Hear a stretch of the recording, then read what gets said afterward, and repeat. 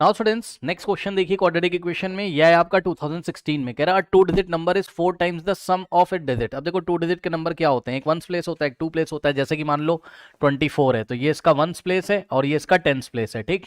तो हमने कहा एक टू डिजिट का नंबर है ना, और उसके वंस प्लेस के डिजिट को हम क्या मान रहे हैं, मान लीजिए x, और इसी तरीके से उसके टेंस प्लेस के डिजिट को हम क्या मान रहे हैं, y मान रहे हैं, ठीक। अब बताओ ये 24 कैसे बना होगा, टू डिजिट का नंबर कैसे बनता है, ध्यान से सुनो। जो टेंस प्लेस का डिजिट है उसको 10 से मल्टीप्लाई किया जाता है और उसमें वंस प्लेस का डिजिट ऐड कर दिया जाता है, तभी तो 24 बनेगा। तो यहां पर बताओ टू डिजिट का नंबर आप कैसे बनाओगे, ध्यान से चेक करना। टू डिजिट का नंबर आप कैसे बनाओगे, यहां पर टू डिजिट नंबर जो होगा आपका यहां पर टू डिजिट्स, एनओ का मतलब नंबर, नंबर कैसे बनेगा बताओ। टेंस प्लेस के डिजिट को 10 से मल्टीप्लाई कर दो, सो 10 इंटू वाई 10 वाई हो जाएगा, और प्लस कर दो इसमें वंस प्लेस का डिजिट, बस।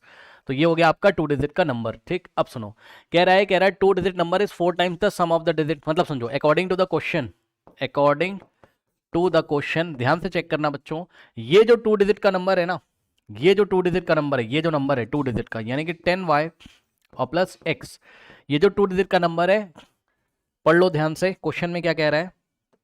टू डिजिट नंबर इज का मतलब equals to 4 time the sum of the digits, is equals to 4 times the sum of the digit. 4 times का मतलब इनटू, और यहां हमको क्या फिल करना है, यहां फिर क्या फिल करना है, यहां हमको फिल करना है सम ऑफ द क्या डिजिट्स। अब जाके देख लो सम ऑफ द डिजिट्स का क्या मतलब होता है। सम ऑफ द डिजिट मतलब वन प्लेस का डिजिट प्लस टेंस प्लेस का डिजिट, ओके, इनका सम कर दो। तो यहां पर हम x प्लस वाई कर देंगे या y प्लस एक्स कर देंगे, समझ गए। तो ये चीज हो गई। अब आप चेक कर लो, ये जो आपका टू डिजिट का नंबर है कौन, 10y plus x is equal to 4 into, यहाँ क्या लिखा, sum of the digit. Sum of the digit मतलब यूनिट प्लेस पर जो डिजिट आता है और टेंस प्लेस पर जो डिजिट आता है उसका हमको सम करना है, ठीक। अब आगे पढ़ते हैं, आगे पढ़ते हैं। कह रहा है it is also equal to, अब ये तो इसकी फर्स्ट कंडीशन हो गई। अब अकॉर्डिंग टू द क्वेश्चन जो इसकी सेकंड कंडीशन है उसका भी ध्यान रखिए। तो सेकंड कंडीशन क्या है, अकॉर्डिंग टू द क्वेश्चन कह रहा है it is also equals to, it is also equals to, ध्यान दें students, it is also equal to. तो इट इज किसके लिए लगा हुआ है, नंबर के लिए लगा हुआ है, यानी कि number is also equals to, यानी कि जो नंबर है कौन, टू डिजिट वाला। तो टू डिजिट वाला नंबर क्या है, 10y plus x is also equal to, ये इक्वल है किसके, 3 टाइम्स, यानी कि 3 टाइम्स क्या करना है हमको, 3 times product of the digits. तो यहां इस बार हमको, पहले हमने क्या किया था, डिजिट्स का सम, अब हमको डिजिट का प्रोडक्ट करना है, यानी कि एक्स प्लस वाई किया था, अब एक्स इंटू वाई करना है। लो चेक कर लो, ठीक। तो ये चीज हो गई। अब यहां से क्या बनेगा, ये थोड़ा सा इसको सिंप्लीफाई करोगे, 10y plus x is equals to, अब देखो यहाँ क्या हो गया, 3 इंटू एक्स इंटू वाई, यानी कि 3 into x into Y, 3xy हो गया ये लीजिए, ठीक है। अब आपको इन दोनों इक्वेशंस की हेल्प से x और y की वैल्यू निकाल लेनी है। तो कैसे निकालेंगे इन दोनों इक्वेशन की हेल्प से x और y की वैल्यू। अब देखो यहां से आप एक काम कर सकते हो बच्चों, आप फर्स्ट इक्वेशन से एक काम करिए, x की वैल्यू y के टर्म्स में निकाल लीजिए, या तो y की x के, और यहां पे लाके आप पुट कर दोगे, ठीक है ना, समझ रहे हो। तो ध्यान से चेक करो, हम इस इक्वेशन से क्या करते हैं, 10y और plus x is equals to 4, 4 अंदर जाएगा तो 4 इंटू एक्स क्या होता है 4x, और प्लस 4 इंटू वाई क्या होता है 4y, ओके।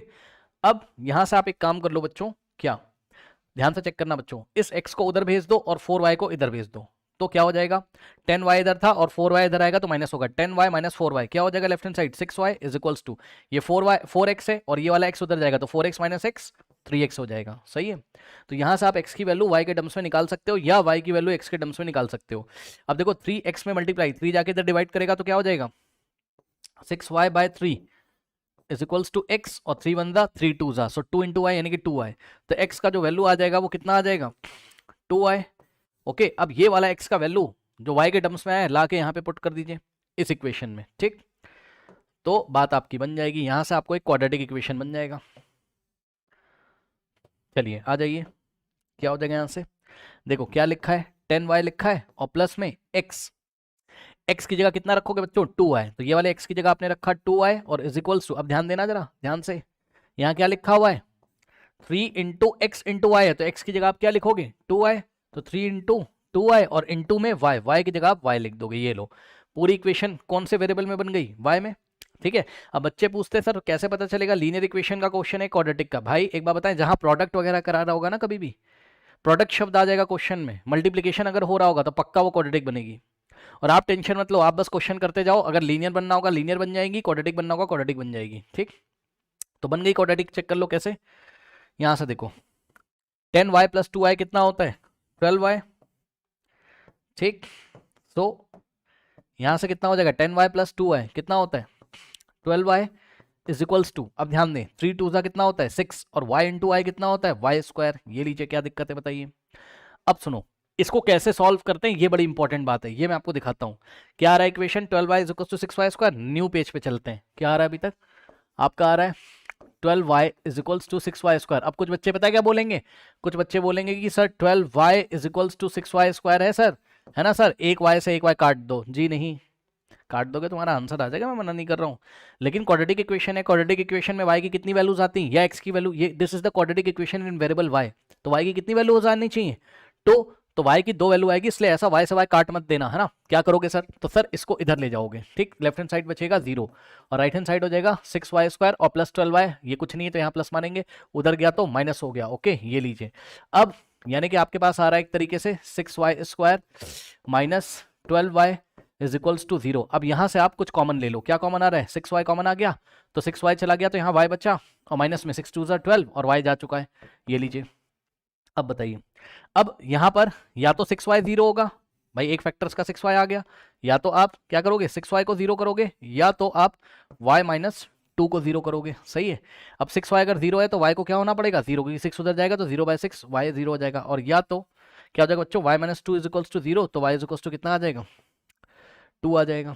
सही है, अब y के 2 वैल्यूज आ रहे हैं, ठीक, y के कितने वैल्यूज आ रहे हैं 2 वैल्यू आ रहे हैं, और यहां पर आ जाइए जरा, y क्या था आपका 10th प्लेस का डिजिट। ये बताओ किसी नंबर में 10th प्लेस का डिजिट 0 हो सकता है क्या, कभी कभी नहीं हो सकता है। क्यों भाई, आपने कभी ऐसा नंबर पढ़ा है 02 डिजिट का नंबर नहीं है, एक ही डिजिट का नंबर, भाई ये 2 लिखा हुआ है, यानी कि 10th प्लेस पे हमने y माना था, और y के कितने वैल्यूज आ रहे हैं 2, कौन कौन से चेक करो 0 और 2, तो हम 0 को डिस्कार्ड कर देंगे, 0 नहीं लेंगे, क्योंकि यूनिट प्लेस पे कभी भी 0, यूनिट कह रहा हूं सॉरी, 10th प्लेस पे कभी 0 यूनिट प्लेस पे आ सकता है, 10th प्लेस पे 0 नहीं आ सकता है। ठीक, तो हमने क्या चूज किया y = 2 चूज कर लिया। तो जब आपने y = 2 चूज कर लिया तो बताओ x कितना आ जाएगा, क्या आपने रिलेशन निकाला है पीछे, x = कितना आ गया था 2y, तो x = 2y, यानी कि बच्चों x = 2y का मतलब 2 इंटू y की जगह 2, सो x = 2 2 हो गया 4। सही है, तो नंबर आपका क्या बनेगा, नंबर आपका क्या बनेगा, याद करो, यूनिट प्लेस पे क्या था x और 10th प्लेस पे y, तो यूनिट प्लेस पे x रखा और 10th प्लेस पे y का वैल्यू, नंबर बना 24। और आप ऐसे भी नंबर बना सकते हो, no का मतलब नंबर, समझ जाना, no डॉट का मतलब नंबर, नंबर क्या था आपका याद करो 10y + x था, तो रख दो 10 इंटू y का वैल्यू 2 और प्लस x कितना आया है 4, चेक कर लो 10 इंटू 2 20 + 4 24, तो नंबर क्या बन गया आपका, जिस भी नंबर की ये लोग बात कर रहे थे वो नंबर क्या है 24। ओके, कर लीजिए।